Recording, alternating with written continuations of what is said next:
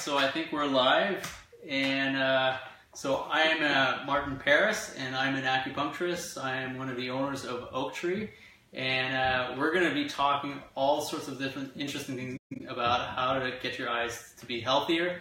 And with me, I have Dr. William Clark, or do you go by Dr. Bill Clark? You just call me Dr. Bill. Dr. Bill, there you go, that's easy.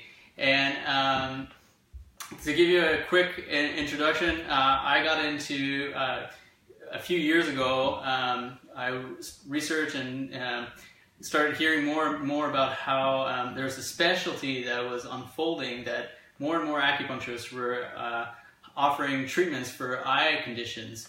And a good friend of mine told me about it, and he said, you know, we can actually help a lot of people, and there's really, like, there's a need. There's a lot of people that are starting to show more and more problems, and there's some solutions, but definitely acupuncture can play a role into that. So that's how I got into it, and there you go. We can see each other, and we're on. So and now it's been about a year and a half. I've been all over to learn from different acupuncturists to see how I can help more, and initially it was more about treating more eye conditions like macular degeneration and maybe glaucoma, RP, but recently I've also been learning more about how I can treat just problems with vision, like myopia.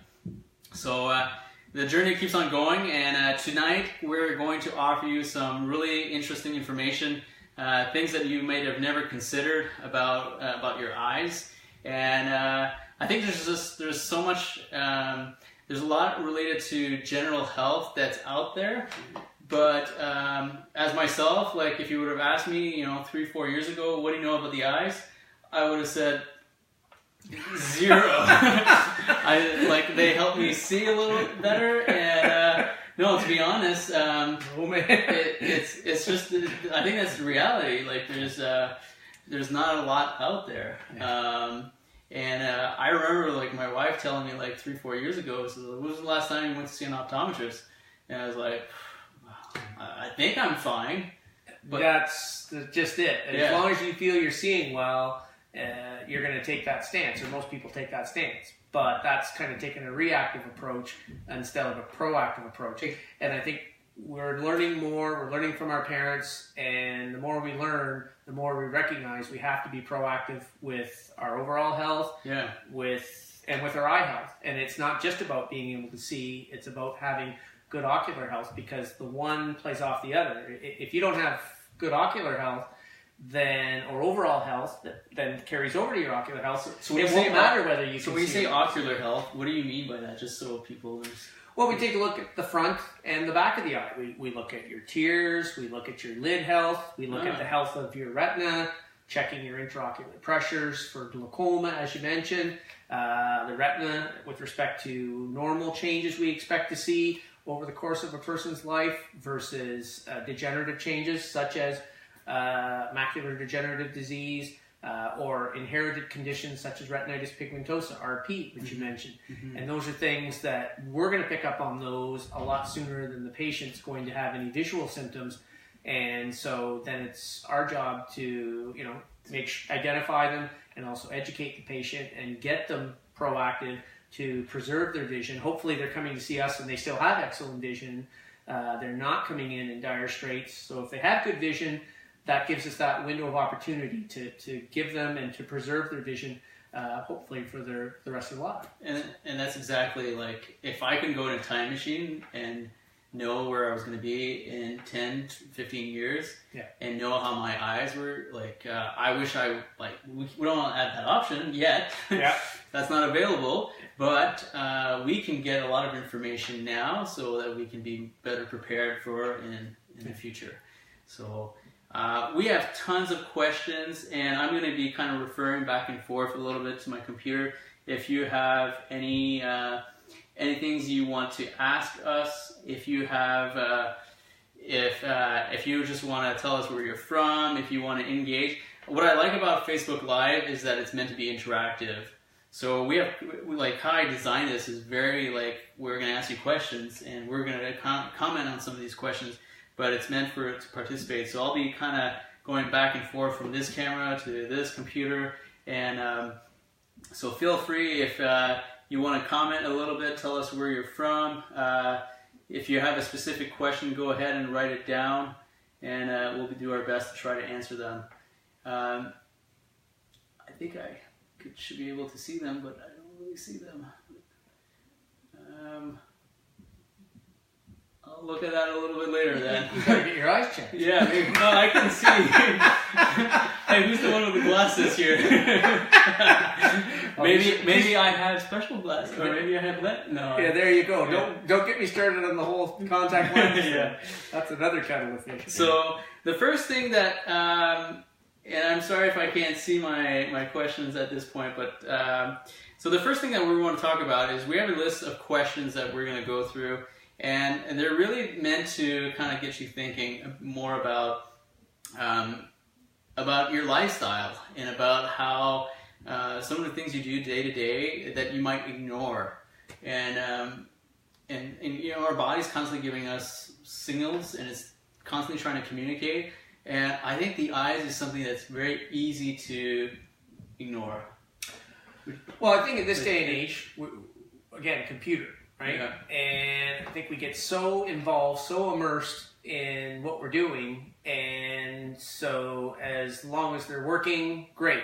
But we wait, you know, and we wait for dry eye issues, we wait for fatigue issues. Would you say dry eyes is like probably the biggest one, the first little warning sign that most people would see? I don't know if it's the first warning sign. I think it blurry. Blurred vision definitely is one, and then they can play off one another. Okay, so if you don't have a wet eye surface because you have poor tear chemistry, then your vision is going to be affected. You're not going to have as sharp a focus as you'd like.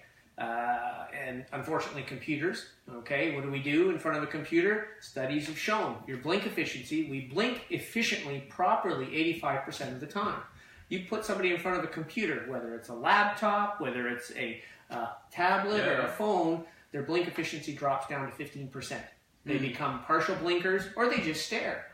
And if you're not blinking, blinking re-wets the surface of the eye. We need to be blinking at least every 10 to 12 seconds to rehydrate the eye, to lay down a fresh layer of tears and to flush out the tears and the debris that may be on the ocular surface.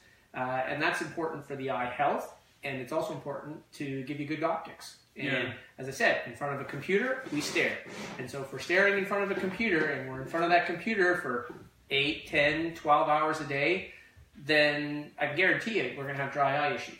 And then that gets compounded by the environment you're doing the computing in. You know, air conditioning or here in Ottawa, ventilation systems. And in Ottawa, with federal government buildings, air quality. Let's face it, the air quality is very poor. It sucks. Okay, let's call it for what it is. And that's because they're dealing, and some of the buildings are quite old, and they are recognizing there's some air quality issues, among other things, lighting issues, among other things. And so you add that to the equation. So you've got poor blinking because you're in front of a computer all day, and then you've got poor air quality, which is also stripping your eye, or causing your tears to dry faster than normal. And it's you're destined to fail. And so then the end result of that, your eye becomes dry. Yes. Then your vision gets affected. Yes, exactly. And then the patient becomes symptomatic. It might be just blurred vision.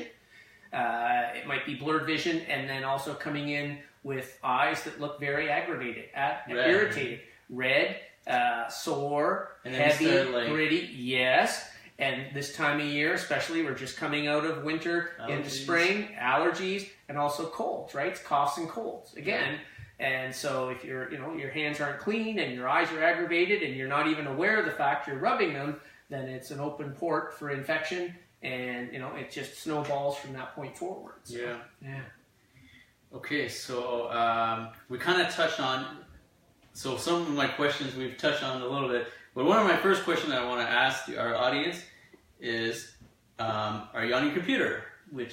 Okay, let's Martin, how many people aren't on their computer? Tell me that. I think that's a better question. Farmers? We still have farmers out there. There you go, yeah. So, but then they got a problem because they're out in the field and they're getting exposed to wind and UV. So they've got other issues to deal with. Yeah. But in this day and age and in this community, especially in Ottawa, or in any urban center, how many people don't have phone, iPhone, tablet, laptop, desktop? Everybody's doing computing. It's just how much is enough? That is the big unknown. That is the big question. And I think, again, we're seeing it with us. It's even, I think, even a worse scenario with our kids, with teenagers and young adults, because it's almost all-encompassing to a fault. And they don't even realize it. So. Okay. So we touched on, like, if you spend time on a computer, then or a screen, which you do, you're watching this on the screen, so yes. So you are at risk of having more conditions with your eyes.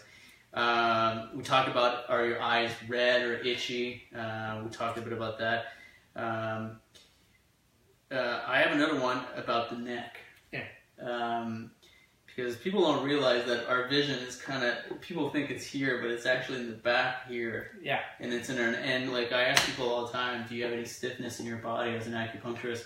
And, you know, probably, I'd say 80% of the time people complain of like, or they just tell me like I'm stiff in the neck. And so again, a combination of, like you said, the anatomy. Okay, the eye takes in the information. It doesn't get processed until it gets to the back lobe of the brain. Yeah. But then we also have our cranial nerves. Okay, and our cranial nerves are the brain stem. Okay, our front of our brain is our olfactory nerve. Second cranial nerve is the optic nerve. Then you have nerves 3, 4, and 6, which are responsible for all the muscles that position the eyes, allow the eyes to move, to look near, look far. And as you said, if you've got poor posture because you're in front of a computer and you're not if you're on your screen, guess what? How many people are on the screen? And or the tension that's created in today's work environment because of our computers. We're expected, well, we gave them a good quality computer, they should be able to do even more. And so the workload has been amped up or ramped up. And so the increased job demand and the tension that creates. And again, if you're not taking the time to get away from the monitor, to get exercise and get balance and loosen up that area, then you're going to have constricted blood flow, and it's going to have a carryover effect to the again, the function of the retina and the overall health of the eye. Yeah. Another one that I have is around, you kind of touched it a little bit, but it has to do with the heart and blood pressure. Yeah. So circulation, okay? Yeah. You have to have healthy overall cardiovascular health. High blood pressure, in the case of the eye, will lead to can cause secondary glaucoma, which is a concern. And it can also cause circulation changes in the back of the eye, which is a concern. So glaucoma is where the eye is filled with fluid, it produces fluid, it drains fluid, and inflows have to equal outflows. And if you have elevated overall blood pressure, then there's as I say, a secondary carryover to your intraocular pressure. It goes up as well. Yeah. And if the pressure goes up, it damages the nerve. And the nerve of the eye takes the information from the eye, which only takes the information in, back to the back of the brain. So that's a concern. The other concern is circulation of the retina, okay? We have vessels on So what's the retina? The retina is the back surface, the innermost surface of the eye, the back surface of the eye. Think of the retina as the equivalent of the film of a camera, okay? And so the image that the front eye of the eye and the lens of the eye focus the light onto the retina, and the retina then is processing that. We've got rods and we've got cones. And those rods and cones need a rich, healthy blood supply. They need nutrition, they need oxygenation. And so if you've got poor cardiovascular health, if you have hypertension, you're going to compromise that blood flow of oxygen and nutrition to the back of the eye. You're going to compromise the health and well-being of those photoreceptors. And so as a result, your vision's going to suffer and your retinal health is going to suffer. And some of those changes are not reversible. So, we'll see it on the surface with tortuous vessels. Instead of vessels having a nice smooth flow on the surface of the retina, they'll look almost like spaghetti. They'll be very tortuous. We'll see it in the back of the eye, in the macula, which is the center of our retina where all the light focuses to. We can have fluid leakage and we can have bleeding back there, which is in essence macular degenerative disease. And that needs to be identified sooner rather than later. There's some things we can do to help with that, but unfortunately for some individuals, if they don't come in until things have gotten too far down the garden path, there's a limit to how much we can help them or recover. So. Okay, so we talked about cardiovascular system, we talked about posture. What about diabetes? Diabetes is one of the leading causes of blindness in the world. Okay, we're fortunate here, we're in a developed country, but what diabetes does, diabetes will cause, again, damage to the circulation in the back of the eye. Okay, early signs of diabetic change, fluctuations in your blood glucose level is going to cause fluctuations in your focus. We'll have patients coming in and they don't look very well, they don't feel very well, and they'll comment about how their vision is dramatically fluctuating in a very short period of time, which is a sign of glucose imbalance. So that warrants a trip to the doctor, getting some blood work and a general medical done to figure out what's happening there. Then, unfortunately, if that doesn't get controlled and the person ends up with definitive diagnosis of diabetes and they don't have good diabetic control through lifestyle, and lifestyle is exercise and diet, then unfortunately there's going to be circulatory changes. It's going to be circulatory changes at the back of the eye and the retina. Again, here we go, talking about the macula again, and bleeding back in that area, fluid back in that area that can cause damage to the film. And do you see more fluid? We will. Yeah, we'll see fluid. We have a specific piece of equipment called an OCT, which uses light rays. It's kind of an ultrasound. Rather than using sound waves, it uses light waves to measure the structures in the back of the eye, in the retina. And is that harmful? Not at all. So, no, it's just looking at using visual light, the colors of our visual spectrum, the rainbow, and it's bouncing light waves off the back of the retina to look at the structures, and it can let us look at the surface of the retina. It can also let us look at the subretinal structures to see where this fluid is accumulating because of the diabetes, to see where the bleeding is developing because of the diabetes. And again, we want to get that as soon as possible, and then hopefully get that person in for treatment to try to control that. So the whole point of some of these questions, and I really wish I could see some of your comments. Oh, I can see maybe this is the question. The whole point of some of these questions was to get you to realize that eye health goes much beyond just the eyes, and how it can be like, if you spend a lot of time on a computer, then this is maybe something you should investigate. If you have problems with your neck or your posture, if you are a person that has been diagnosed recently with diabetes, or have been told that you're borderline diabetic. I hear that a lot of times. Some of my patients that come to see me, yeah, I say, I'm borderline diabetic. So, yes, you have to look at your nutrition, you have to look at maybe your posture, you have to look at your neck, but keep in mind that, the body is we tend to really put them in silos and really say, well, this is the eye, and this is the pancreas, and this is the heart, but we're really one complete unit. They play off one another. They absolutely do. So we wanted to kind of bring some of these questions and some of these topics to you, so you can have a better sense, and at the end, realize that how, we all know our eyes are valuable. We would do anything to make sure we, when I hear people, when some people come see me and they're saying, I've been told I'm going blind, it is devastating. It is one of the worst things that could ever happen to them. Yeah. Exactly. Because it affects everything. It affects the whole quality of life. Yeah. So we just wanted to kind of bring up some of these questions. It looks like... Okay, so the next part of our of this little seminar is I have a bunch of questions for you. Sure. And these are things that I think that you would find very interesting. And we have other things that we could have talked about this, but we're going to go into our next section, and we want to talk about these questions that I think the general public will have, that might have been curious or heard things in the past, like, this is good for you, or this is bad for you.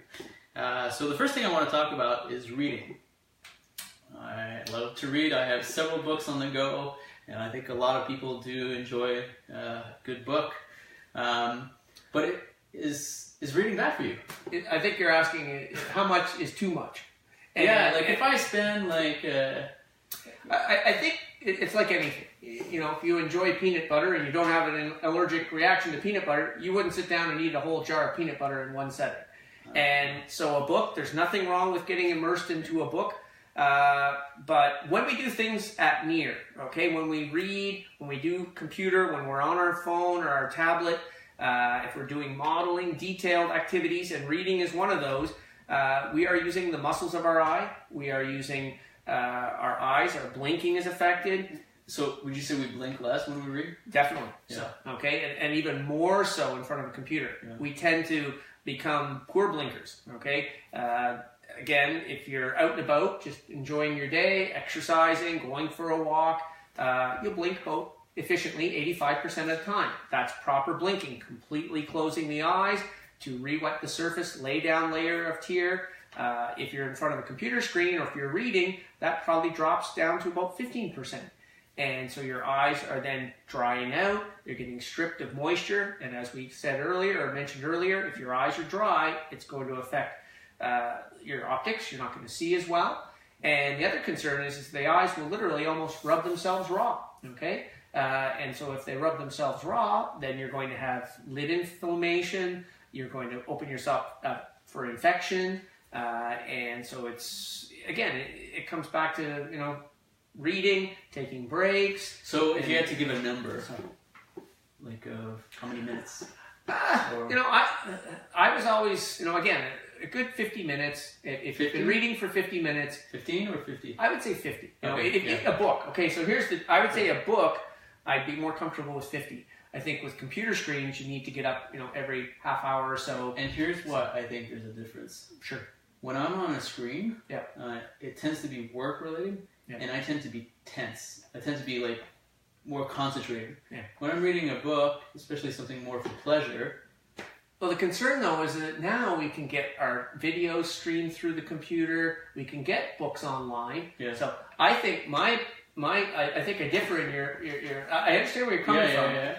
But I think the book is not a backlit source. Okay, a book is a physical thing. You can put a book down. Yeah. Okay. So is it? Go ahead. Yeah. Sorry. But the screen is a backlit source. What about a Kindle? So, well, again, it's a backlit source. You have a bit better control on the amount of light emitted from the screen, but it's still a backlit source. And some of those light rays coming off, okay, can again affect your sleep patterns. There's a big push now, or a lot of research coming out with respect to long wavelengths versus short wavelengths. So again, we're getting back to our rainbow, our visual spectrum, okay? Shorter wavelengths being blues, then we go to green, yellow, orange, and red. And those shorter wavelengths, again, you're staring at a screen, and that's going to affect the neurochemicals in your brain, the melatonin that you need. And it's that melatonin that allows you to get to sleep. And so it allows you to relax. And so you're not getting those rays from a book, okay? And again, a book isn't as big as a computer screen. Some books are, but most, novels and things, and even the posture that we have the book in, okay? Like you're doing right here. You've got a clipboard. Where's the clipboard? It's not right in front of your face, so it's not all-encompassing. It's down. So you have flexibility with a book or, something of this nature where you can look away, you can relax, you can blink, and you can re-wet the surface of your eye to come back down in.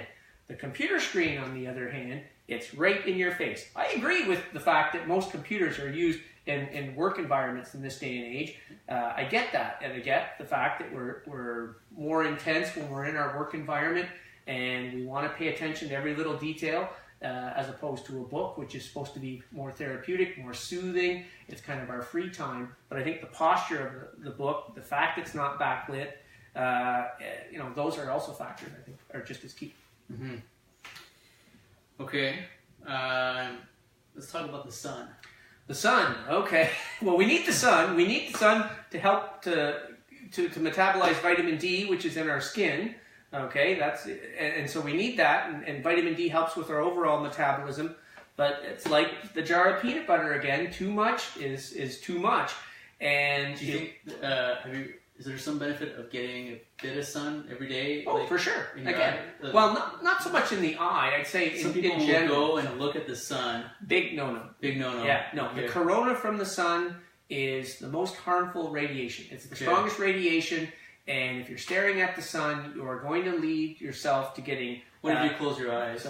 Well, you can close your eyes, okay, but I'm still exposing my lids, and my lids are thin skin, and so you're going to end up causing, a sunburn, whether that's a 2nd-degree burn or 3rd-degree burn. Okay. So again, don't stare at this. No, certainly don't stare at the sun. And again, if you're going to be out and about, and there's nothing wrong with being out and enjoying a nice sunny day, but it's like anything, moderation. And you need to protect your eyes, so that is either UV blocking sunglasses and or a hat, or and sunscreen on the face, and so UV blocking sunglasses is enough. Yes and no. Again, it's like anything, right? So you want to get a good quality pair. So I have polarized. Great. Because I was told most of the blue light actually comes from the sun. Well, light comes from the sun. Yes. So, but polarized. What does polarized do? What does polarized mean? I want polarized lenses. Well, and we have patients coming to the clinic asking about that. What's the benefit of polarized lenses? Polarized lenses are great because they take off the horizontal reflection off surfaces. Okay. So think of being on the water. Think of this time of year in the snow. We're coming reflection from the sun, from the snow. Exactly. Reflection from the water. Exactly. So it takes that away. So it helps to control the glare. Okay. And if we have glare, there's 2 types of glare. There's comforting glare and there's disabling glare. Disabling glare would be the headlights of a car coming over a hill and causing you to lose sight, not being able to see, or a camera flash. Disabling glare, too much sunlight, and what do? Well, we squint. And if we squint, we're not blinking anymore. We're right back to our earlier conversation. So is squinting bad? So sure it is, because your muscles are tense, your facial muscles are tense, you're not properly re-wetting the surface of the eye. It comes back to your comment, Martin, about, again, one thing ties to the other. One thing plays off the other. And I think that when we start compartmentalizing, well, this is only this is only that. You can't do that. It's all encompassing. Mm-hmm. So polarized sunglasses, great. Great for water sports, great for winter, for the snow. Might not be as beneficial for, say, a golfer or someone that's trying to read the grade of the green or the fairway, but excellent for driving. Those type of situations. So I have young kids. Yep. And we buy really cheap glasses because they get thrown in the car. They get it's trying to find balance again, right? And so you want to have good quality lens, okay, and you want to have frames. I think the key thing with young kids is safety first, okay? So we're conscious about UV exposure. We want to protect their eyes and skin around their eyes, but we've got to use an appliance that is safe. So we want to use frame materials and lens materials that aren't going to shatter or break, again, they don't have sharp corners, or if they were to snap at the arm here or at the front of the bridge there, you're not dealing with a small sharp piece of metal that could cause a serious puncture wound. So most frames for young kids, you can get them polarized, you can get them in a frame that is either rubber and or a graphite, something that's not going to break. And the lenses themselves will be a polycarbonate lens, an impact-resistant lens material that won't break. And then the frame itself, the bridge of the frame, and even on the temples or the arms, they'll have kind of almost a rubber or a gum to absorb force if the child was to fall or get hit, in a playground environment. So you want to be safe. You definitely want UV protection and coverage. And you want them to look cool, because if they look cool, they're going to wear them. It's very important. If you don't let the child be part of the process and you kind of impose, this is what you're wearing, I guarantee you they're going to grow legs within a few days, and you're going to be coming right back to get a second or third pair. Yeah. So it's just trying to find that balance again, right? So we have Batman glasses and Great. Spider-Man glasses. Great. Yeah, nothing wrong with that. Princess glasses. And whatever floats your boat. Yeah. All right. Let's talk, we've kind of got into this, but we haven't. Let's talk about blue blockers.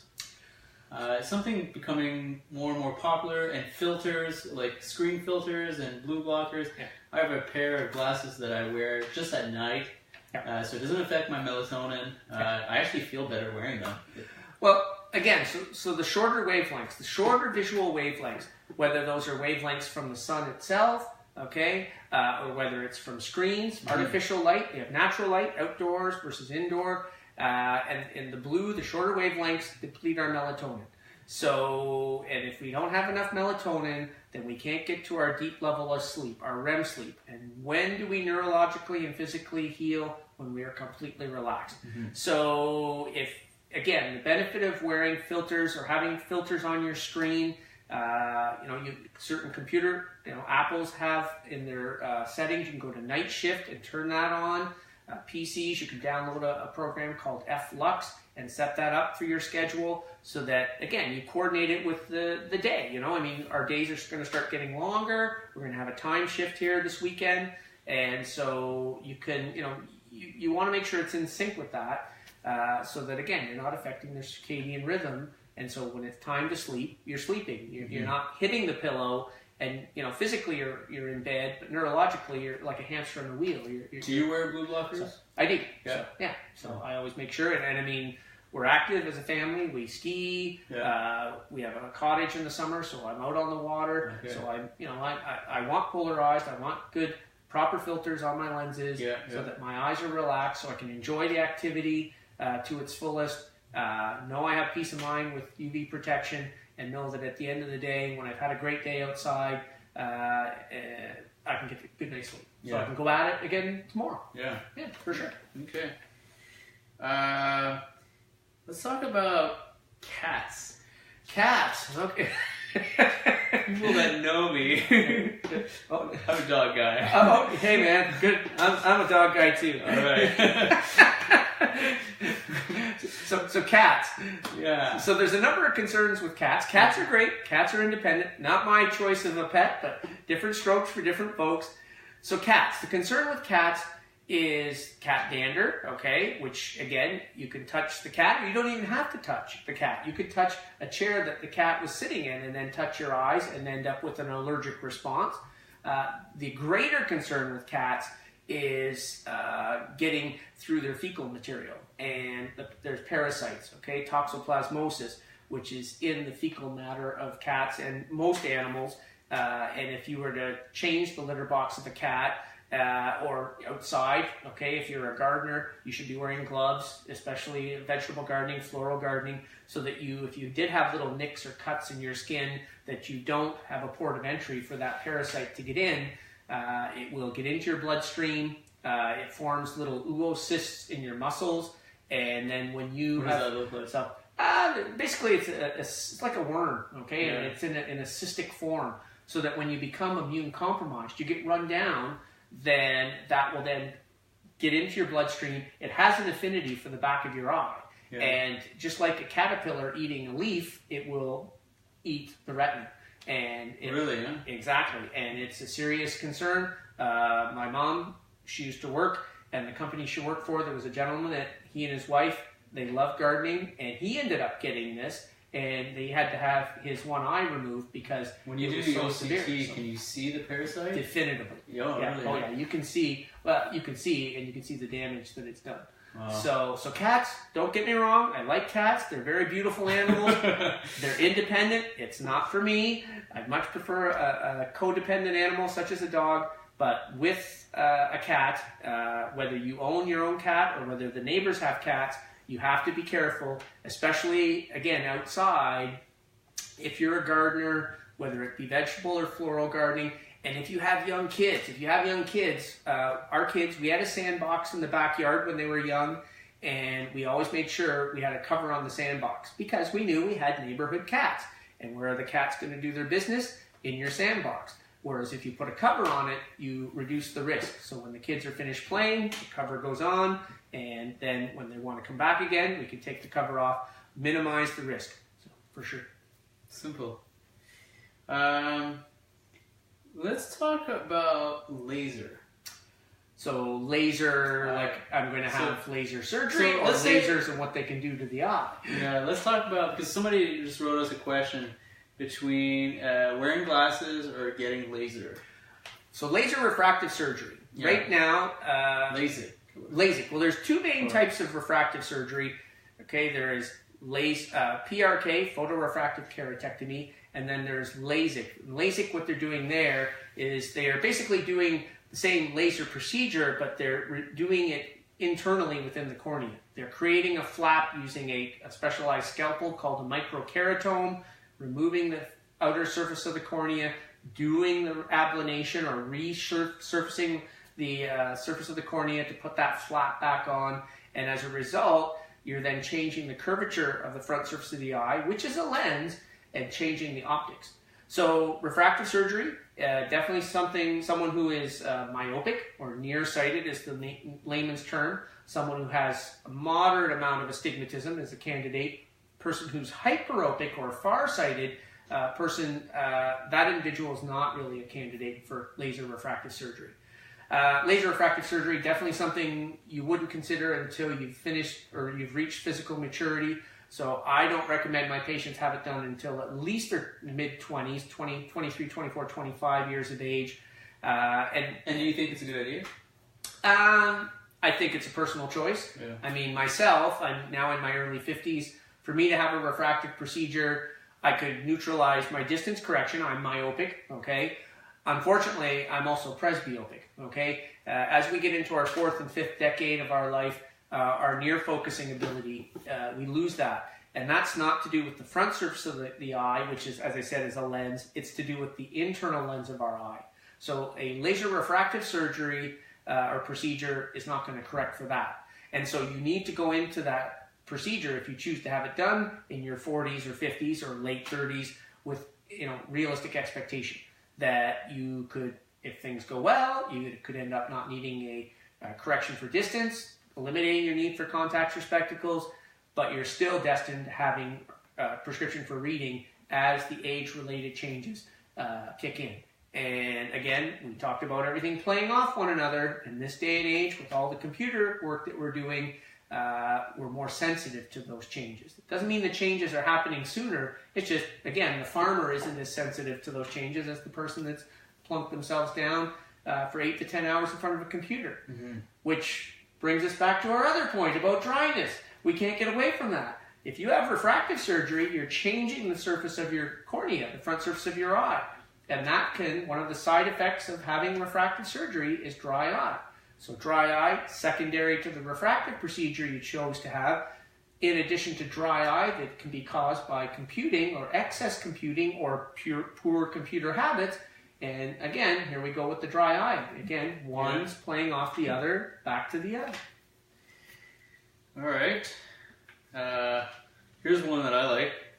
Alcohol. Alcohol. Well, no, but everybody likes a glass here once in a while. Likes to have a drink. Yeah. And I can run forever here. If you drink too much, you'll go blind. Is that true? Is there actual validity to that? True, but I think you're going to have some other serious health problems before you get to that point. Alcohol is it's a diuretic, okay? So, it's not a stimulant, it's actually a suppressant. In the case of your eye and your ability to focus with alcohol, it's going to affect your focusing ability, like all your other musculature. And the eye does have muscles to help us to focus. It's going to cause, as a diuretic, it's going to cause dryness issues again, okay? And then for the for the small percentage of the population that have a lazy eye or muscle problem, if they're feeling great, and then if they do decide to have a few drinks, they may notice their eye turn in or out or up or down, and that's again all effects or side effects of the alcohol. Okay. I have another one. I often get people ask me this. Twitching. Twitching of the lids. Eyelid, it's a twitching lid, the medical term for that is a blepharospasm. Blepharospasm is usually a function of an eye that's straining to see, and when we strain to see, we tend to squint. Okay, so it comes back to our dryness issue and poor blinking.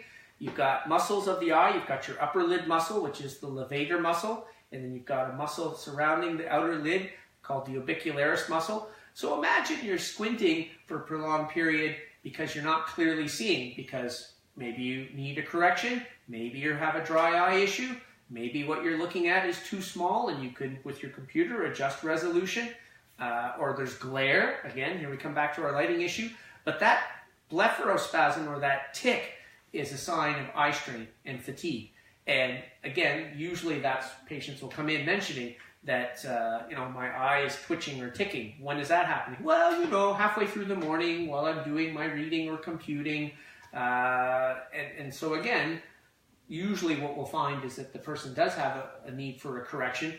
And actually, we'll usually find that it's in the fellow eye. This eye is twitching or has a blepharospasm because it's overworking to compensate for the eye that really needs the correction. Both may need it, but this is usually the weaker eye if this is the eye that's twitching. That's interesting.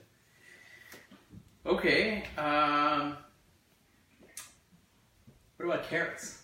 Carrots? If I eat a carrot a day, is that going to keep my eyes healthy? Well, nothing wrong with fresh vegetables, yeah. Okay? And bright, colorful vegetables, your carrots, your peppers, dark green vegetables, okay? So dark greens are better than carrots? Yes. Study came out, and the main purpose of this study was to look at individuals with macular degenerative disease and, healthy diet and what the benefits of that. Again, carrots are great. But again, I think everybody, the carotene, the beta carotene, which they thought was going to be a great source of nutrition and help to reduce the risk and slow down the progression of macular degeneration, it wasn't what they thought when they came out with these studies. So again, carrots are great, but I think, again, bright colorful vegetables and finding that balance between your peppers and your dark green vegetables, your spinaches, your kale, your broccoli, your Brussels sprouts, and of course anything eating them raw is the best, but if you're going to cook them, steam them to maintain the nutrients in the food. In Chinese medicine, we don't really advocate eating raw food. Oh, really? Yeah, because it's harder to digest. It's harder to absorb because your stomach has to work harder to break down that food. Okay. So if you steam it for a few minutes, you'll get actually more out of the nutrients. Okay. Yeah. Good to know. Yeah. So since we're talking about nutrients, is there any supplementation people can look into, or any vitamins that you? We talked about beta carotene. Yeah. Is there other ones that are suggested? There are about four major types. There is Vitalux is an ocular supplement. iCaps another one. Ocuvite another one. And so these supplements are multivitamins for your eye. They will contain your E's and your A's and your zincs and your magnesiums. They'll also contain lutein. And lutein is one of the supplements that helps to slow down the progression of macular degenerative change, slow down the breakdown. We're trying to prevent the breakdown of the eye and the retina, okay, over the course of our lives. So having those in conjunction with a healthy diet, for sure. Okay, definitely. Caveat to that. Sorry, Maria. The only concern with that, and again, it comes back to our discussion on carotene, if you're a smoker. Okay, if you're a smoker, okay, and we'll usually ask that prior to giving a sample of the multivitamins or making a recommendation to get on antioxidants for the eye. The beta carotene, okay, studies have shown if you're a smoker can actually stimulate the oncogenes, which can lead to cancer. So if you're a smoker, they do have supplements for the eye, but they are specifically designated for that person who is currently smoking or had smoked in the past. To again, you get some benefit, but you're definitely minimizing the risk that the beta carotene could cause to stimulate those genes. There's another condition where vitamin A is not recommended. Do you know which one it is? You got me on that. It's Monday night. I should so know this, but I don't right now. The point of this is that there's no such thing as a one-size-fits-all. And same thing with nutrition. Just try to think like everybody should just take this eye supplement. If you really are more fine-tuning your nutrients, I think that's the best approach to take. Yeah, it's balanced. If you can do it naturally. Because there are some nutrients that could be harmful based on your lifestyle or based on... And there's one condition I really wish I thought you would know it. We're vitamin A. I will get back to you on that. Okay. So the sad part is I have a reading card that talks about vitamin A deficiency. But vitamin A is one of the top key vitamins. Yes. For the. But you are right, and I will get back to you on that. Okay. So, what about floaters? So that's something interesting that. Again, we have people coming in with that. Just so people know, floaters, what are they? Well, floaters could be a couple of things. If you have poor tear quality, you could have gunk in your tear film. That could lead to floaters because that's in front of the cornea. We talked about the cornea being a lens. Yep. Majority of floaters are to do with fluid change in the eye. Okay, the posterior chamber of the eye, which makes up most of the volume of the eye, is filled with a fluid called vitreous humor. And over the course of our lives, that fluid, when we're first born, it's almost like jello. And as we mature, the jello, it goes from a gelatin to a liquid. It doesn't all happen at once. That fluid, those little fibrils, those thicker fibrils of jello are translucent. And when the light, when light crosses through them or passes through them, they'll cast a shadow on our retina, which, as we talked about earlier, is the film of the camera. Mm-hmm. So floaters, if they are attributed to that fluid change in the back of the eye, then, again, they will move on eye movement. They will come and go. They will not be persistently there. So, again, physiological change, definitely something we want to monitor because we need to make sure those floaters versus floaters attributed to a retinal detachment or a retinal tear because of trauma to the eye or the retina itself just tearing spontaneously. Those floaters will usually, you will see a flash, of light, which is the actual detaching or tearing of the retina. That will then be followed by seeing floaters. You're probably seeing some red blood cells and fluid that is, and we're not going to have a few of them. It's almost like a sheeting rain effect. And then that will precede either a curtaining of your vision or a significant drop in the clarity of your vision, or you might even lose, part of your field of vision, depending on how much of the retina has detached. That is more of a medical emergency. That's pretty scary. When a patient calls about floaters, he or she comments that, I'm seeing floaters, we don't ask questions. We ask them to come in, and we want to err on the side of caution. We want to definitively rule out the floaters, the change in that fluid, which is a normal change over the course of a person's life, versus a detachment or tear of the retina. It needs to be looked at to ensure, we determine which is which. Okay. There's so much more that we can talk about, and if you found this interesting, that's like, I think you've just brought tons of information out there, from cats to to glasses, to screens, to reading, to blinking. We talked a lot about dryness as being one of the culprits and one of the biggest problems in the beginning stages. Again, a function of technology. We're in the information era. We are in it. Our kids are definitely in it. And so that's a factor. Age, the average age of the population going up. So we're talking about ourselves, we're talking about our kids. What about our parents and our aunts and uncles and grandparents? Again, as we mature, our tear chemistry changes, and our lid structure changes, and so dryness is an issue for them. It affects all ages. It's just a question of what's contributing, what's causing that. So I think we did a pretty good job at showing that there is a problem. Now we're gonna finish up by giving you some solutions. Sure.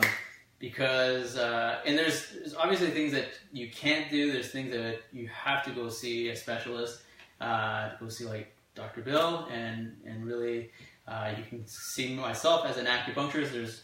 But is there things that we can talk about, things that they can? We talked about, like, naturally. Well, we talked about the screening, so reducing some of these ideas. What I was thinking is about eye exercises. Well, again, I think lifestyle choices, okay? Yeah. Eye exercises. Yes, you can strengthen the musculature of your eyes, your tracking ability. You can work on proper blinking habits. Yes. Again, making proper choices with respect to computer setup, reading setup, taking breaks, those type of things. Myself, I do work with patients. I work with concussion, be it athletes or just the general population, individuals that have injured themselves through car accidents or falls, and some of the musculature of the eye and the stimulation of those muscles and the coordination of those muscles is affected. So we give them, or we have the patients come back and we identify the areas of concern and set up vision therapy programs to help them through exercises to rehabilitate. So yeah, there's nothing wrong with doing exercises. Now, it's not a cure-all, end-all. I mean, there's still going to be changes to our eyes over the course of our lives. I mean, that we cannot hide from following. It's like a bicep. Like, exactly. You know, you can exercise there, sure, but when you're 20 years old, exercising your bicep versus when you're 60 years old, it's a little bit different. That's right. Yeah. So and so you have to look at that, and you have to make adjustments accordingly. Yeah. So, but no, I mean, do you have like is there an exercise that really stands out that you think that people? Not really. I think it's more it's lifestyle. It's being in control. You know, in the information era, who's running the ship? Is the computer, the tablet, the phone? Is it all encompassing? And if it is, then you know that's a concern. Okay. I mean, I think exercise is, you know, I mean, making sure you good computer habits, good texting habits, good reading habits, looking away. You know, you're just exercising your neck. For sure. Definitely. Yeah. I mean, if we spend all this time, you know, you mentioned about biceps. If I only work my biceps and I don't work my triceps, which is antagonistic pairing, you know, I'm going to walk around like this all day. Weird. It's not going to work. No. And the same principle applies with respect to our eyes. If we spend all of our day, all of our waking hours, or a good majority of our waking hours, in front of a screen, in front of, you know, we finish with our screen at work, and then we think a form of recreation is going to our phone or our tablet. Yeah, and we're still at that distance. We are still taxing the muscles of the eye, the muscles that require the eyes to converge, to look at the object at near, the muscles within our eye that change the shape of our lens. We are exhausting that system. And you know, and the other thing is again, we're doing it right up to the point we go to bed. Some people are, hopefully not everyone, and then wondering why we get up and we are not well rested, and we get right back on that horse again. So I think if anything, in the case of the eyes and in case of technology, you know, moderation, and in some cases less is more. You know, getting away from it. We are taxing our eyes. We are exercising the muscles of our eyes anytime we look at anything within arm's reach or closer. And so we got to make sure we do an exercise, we take a break. We do an exercise, we take a break. Yeah. And there's different ways of training. I mean, you can train, you can pyramid train, you can train to a point of exhaustion. Yeah. But your recovery period is going to be that much longer. Or you can interval train, and you'll still have a level of fatigue, but you won't have exhausted the system. Yeah. So you mentioned a really good point that yes, you can train the eye, but you can also train the eye to relax the eye. Yeah. And relaxing the eye is one of the biggest things that we can do for our eyes, because we're always so focused. Even if we're just stressed, like if whether you're looking at something or not, the moment that you start stressing over something, you will naturally narrow your ability to see. Your peripheral vision will decrease. You will naturally narrow in on your whatever you're focusing on. So just the ability to... With respect to the patients that I help with concussion, okay? Yes. So they get very focal. That's one of the first things I recognize, is that those individuals, there's two systems. There's our focal system, our central 5 degrees of our field of vision, and then there's our ambient system. And when a person sustains trauma, they get very, very focal. It's like you said, it's like they have the blinders on. And again, so they get stressed, and it's just like a knot, tightening and tightening and tightening. And so they need to get away from the technology, and they need to, you know, they definitely need to get out and relax and go for a walk to help with, you know, get some circulation, loosen up the neck and relax, and also give the eyes a chance to relax. Look, you know, go for a walk, look down the road, and take a break. Wear your eye protection, wear your UV protection, but take a break. What about palming? So, palming. Yeah, ever heard of palming? Go ahead. Educate me. There's maybe variations. When I say palming, people might think of other things, or just kind of like putting your palms on your eyes. Okay. Well, again, for patients that have dry eye issues, okay. Actually, I guess I do recommend palming. I didn't know I was that. I'll call it that going forward. So patients with ocular surface problems, dryness, or lid problems, I'll ask them to take a nice warm face cloth. Okay. Yep. Hot enough, yet not to the point where they couldn't wring it out. And taking this part of your palm, which fits quite nicely into your eye socket, and just the weight of your hands with a warm face cloth in between is enough to allow your eyes. It acts like a sauna. It promotes gland expression. You have oil and mucin glands along both your lower and upper lid margin, which contribute to your tear chemistry. It allows those glands to express themselves. Again, your eyes are closed. You're relaxing at that point in time. For sure, it's very relaxing. It's very therapeutic. So there you go. I'll be using that term tomorrow morning. So one of the things that we learned in Chinese medical acupuncture school was pretty much what you're talking about, like using the heat to activate the circulation and all that. But just by rubbing your hands together really quickly, and how that obviously naturally produces heat, and then you put your palms on your eyes like this. And just by putting, I know myself, this is something that I practice often, the moment that I have my palms on my eyes naturally relax. And just the heat and the relaxation, and then I try to work on my breath a little bit. And sounds kind of creepy. Like, I remember, like, when I thought it was because you were frustrated. But I remember when I was first introduced to this idea, which I didn't know much about the eyes, and but it was the idea, like, just rub and kind of, it was like create some energy and really create it, and then let the energy go into your eyes. But really, just let the blood circulate and refresh your eyes by relaxing them. Yeah. So as I say, I will recommend that patients use a warm face cloth, and in between that, now. Again, technology, here we go again. You now have these masks. They're called brooder masks. They're filled with flaxseed or different types of seeds that you can microwave. Again, you can heat them up and put them on your eyes. So you're not getting. I understand what you're talking about here, and yes, that feels great because it does promote blood flow, and then that carries over to the eye and the eyelid. But it's kind of along the same principle. But you don't get that benefit. And you know what I've heard is some people do a combination of like hot and cold. Well, hot is better if you have, again, coming back to our earlier discussion about dryness. If you have dry eye problems, as I mentioned a few minutes ago, you've got to open up the congested glands. You have oil and mucin glands, 60 or so oil and mucin glands right behind your lash margins on both the upper and lower lid margin. You've got to get those pores and ducts of those glands to open up. You've got to get them to express. Otherwise, the glands get congested, which contributes to the swelling. Your tear chemistry is compromised, and so your tears evaporate faster, than you blink. And so, you need to get that up and running. For sure. The hot and cold is just like the cold, so the cold. When does cold benefit? Cold compresses are great if you have an allergy, So if you have an allergy, if your eyes, and I like to tell my patients, if they burn, tell me which is more the symptom. Do your eyes burn or do they itch? And if the leading symptom is burning, gritty, scratchy, something in my eye, then the hot compress is the benefit. Cold, if you have an allergic response, here's our cat issue again. You touch something and then indirectly touch your eye, or you have an airborne particle get into your eye, and you now have an allergic response. You don't want to rub your eye. That's the worst thing you can do, because that's creating friction, which is going to cause dilation, which is going to promote the histamines to get to the active site, which in this case is the eyelid.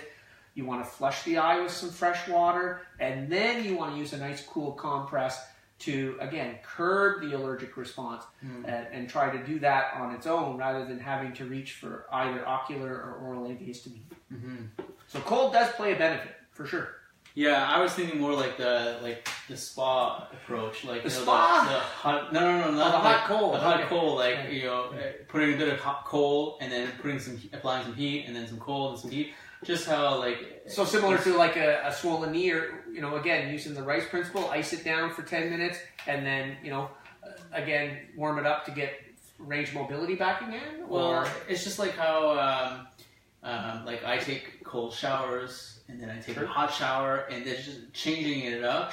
It causes my blood to first restrict and then dilate. It flushes, and you end on hot, and that really helps improve the circulation. Yeah, I understand where you're coming from. Yeah. When you go to Nordique at the spa, you're kind of using some of that concept. So recently I learned that you can do that for your eyes.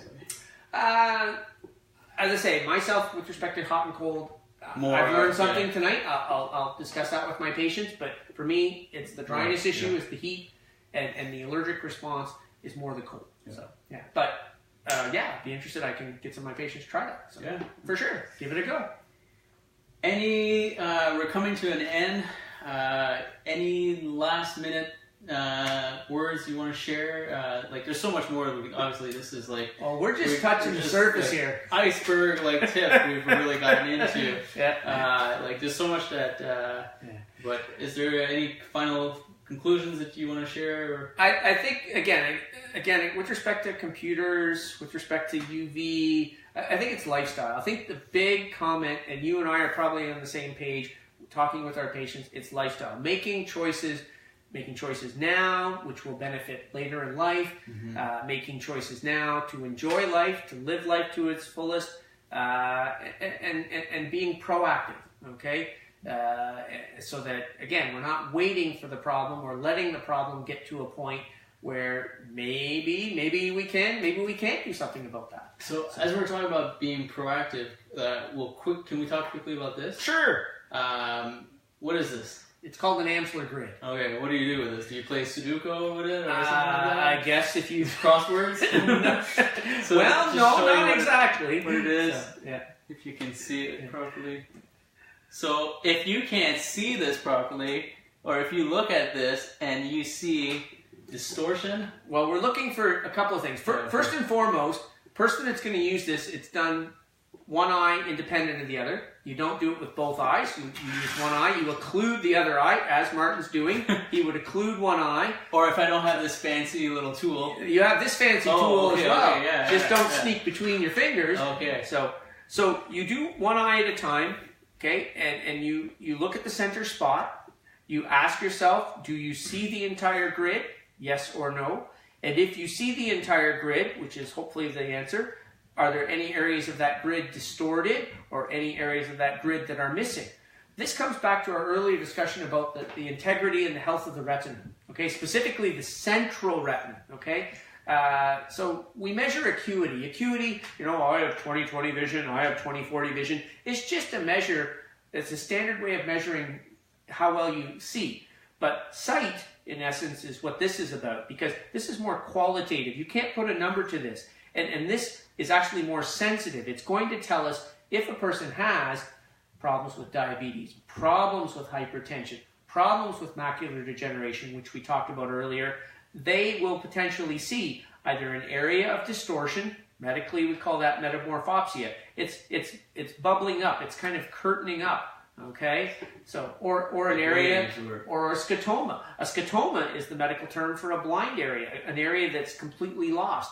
So early stages of edema caused by diabetes or hypertension, fluid pockets accumulating, or separations of the retina caused by macular degenerative change. This is a great way for a person to take this home, and on a daily basis, if they're concerned, or at the very least a weekly basis, they check each eye independent and they monitor that. And if there's changes, they need to get back to yourself or myself, and then we can. And is this just for adults? So, it can be used at any age. So for sure, it's a very easy test. I mean, it's obviously you don't have to be able to read to do this test. Okay, you have to understand the test, so there could be a bit of a language barrier. But again, you can demonstrate this and educate the patient how to do it. They can take it home. It's portable. They now have them where you can get them magnetized, put them on your fridge so they're at eye level. And you can do this, as I said, if you have a condition, it needs to be tracked on a daily basis, so be it.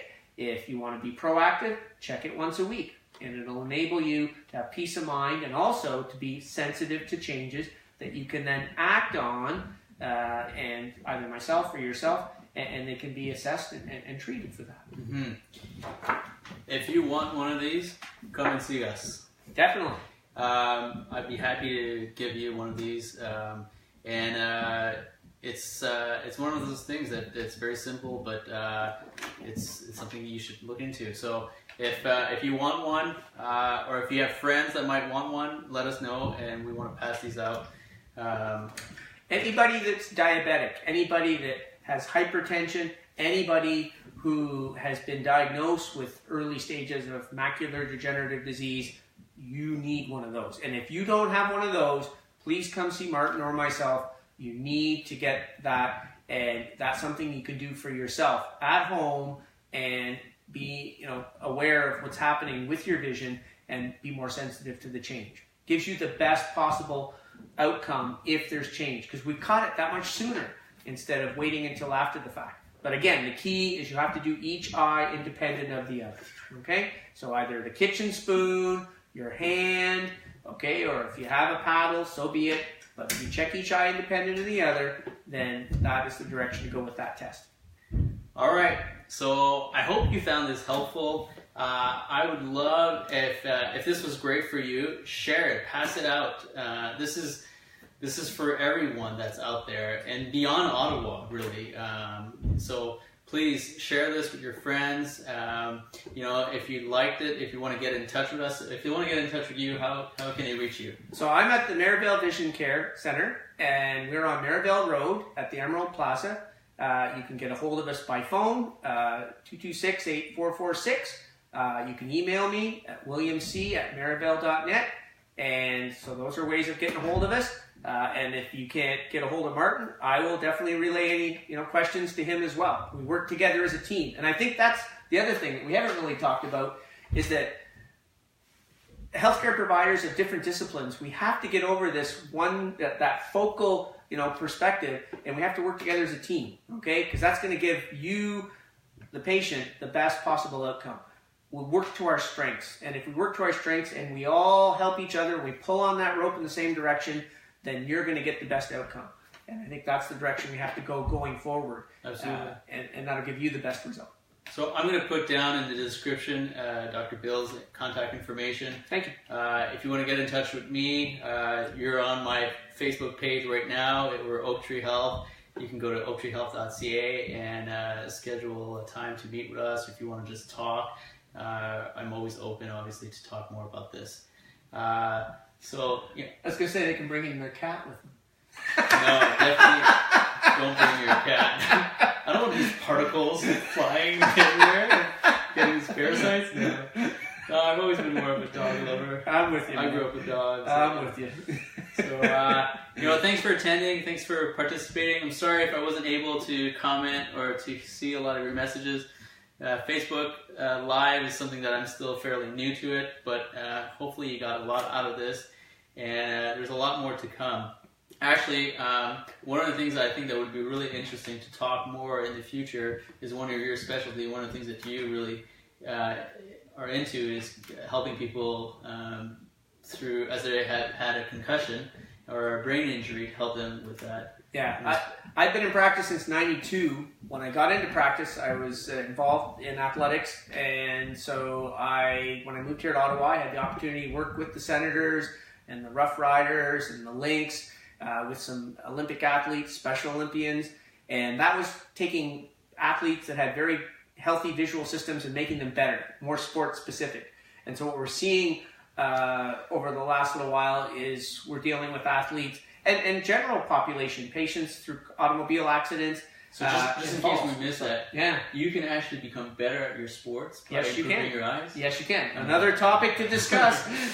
But concussion and trauma and how trauma to the brain and how it affects the visual system is definitely something that we need, and we would be happy to share with you and discuss with you because we're hearing more about it and how it affects the person right after the injury and how it can affect them long term. And a lot of people don't know who to seek as far as care.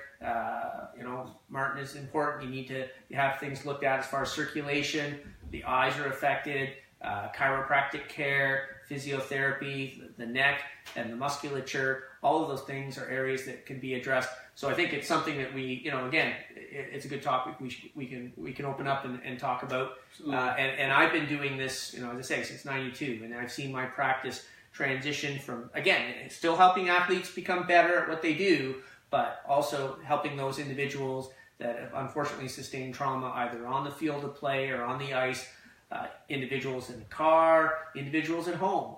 This time of year, especially when we've had these black ice situations and people walking to work, falling and hitting the backs of their heads or the fronts of their heads, and then having to deal with the visual consequences after the fact. So, but again, it comes back to our earlier discussion about everyone working together for that individual's overall rehabilitation and well-being. All right, so thank you for tuning in and participating, and we'll see you next time. A lot more to come. All right, bye-bye. Thank you.